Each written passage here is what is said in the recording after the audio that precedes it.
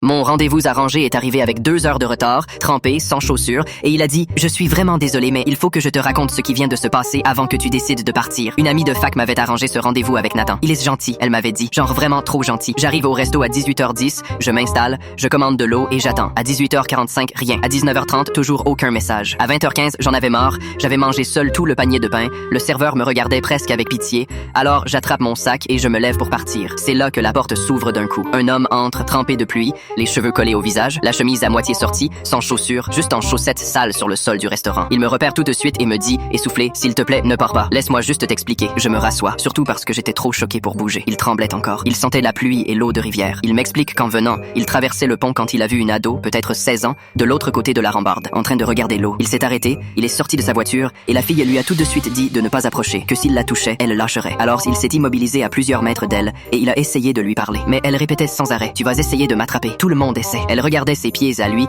chaque petit mouvement la faisait paniquer. Alors il a fait un truc fou. Comme le pont était glissant, il a enlevé ses chaussures et les a jetées par-dessus la rambarde dans la rivière. Les deux. Il lui a montré ses chaussettes et lui a dit, regarde, je peux même pas courir sur du métal mouillé comme ça. Je vais rester là. Et apparemment, ça a changé quelque chose chez elle. Comme si, pour la première fois, quelqu'un acceptait de se rendre vulnérable juste pour qu'elle se sente en sécurité. Il est resté là 45 minutes sous la pluie, en chaussettes sur le pont, à parler avec elle de tout et de rien, de l'école, de son chien, du froid de l'eau, sans la forcer, sans appeler les secours parce qu'elle le suppliait de ne pas le faire. Au bout d'un moment, elle est revenue du bon côté. Elle s'est assise sur le trottoir et elle a éclaté en sanglots. Lui s'est assis à côté d'elle, a appelé sa tante, la seule personne qu'elle acceptait qu'il contacte, puis il a attendu avec elle jusqu'à ce qu'elle arrive. Ensuite, il a dû marcher 8 pâtés de maison sous la pluie jusqu'au restaurant, pieds mouillés, parce que sa voiture était restée sur le pont et qu'il fallait qu'elle soit là pour que la tante puisse les retrouver. Puis il m'a regardé et il m'a dit « Je suis désolé, je sais que c'est sûrement le pire premier rendez-vous de ta vie. » Et là, toute ma colère a disparu d'un coup. J'ai pris le menu, je lui ai tendu le deuxième et je lui ai dit « Tu as perdu tes chaussures en sauvant quelqu'un. Ce soir, c'est moi qui t'invite. » Il a ri, ce genre de rire qui sort quand tu retiens ton souffle depuis des heures. On a dîné ensemble jusqu'à la fermeture. On a parlé de son travail, de son chien, de sa cuisine catastrophique, de ma vie à moi et on n'a même pas reparlé du pont. On n'en avait pas besoin. C'était notre premier rendez-vous. Aujourd'hui, on en est au 3e. Mardi dernier, j'ai laissé une boîte sur le siège passager de sa voiture. À l'intérieur, il y avait une paire de mocassins neufs en cuir marron à sa taille. Et dans la chaussure gauche, j'avais glissé un mot. Pour la prochaine fois où tu devras jouer les héros. Signé, la fille qui t'a attendu. Il m'a répondu avec une photo de lui en train de les porter. Sans un mot. Juste la photo.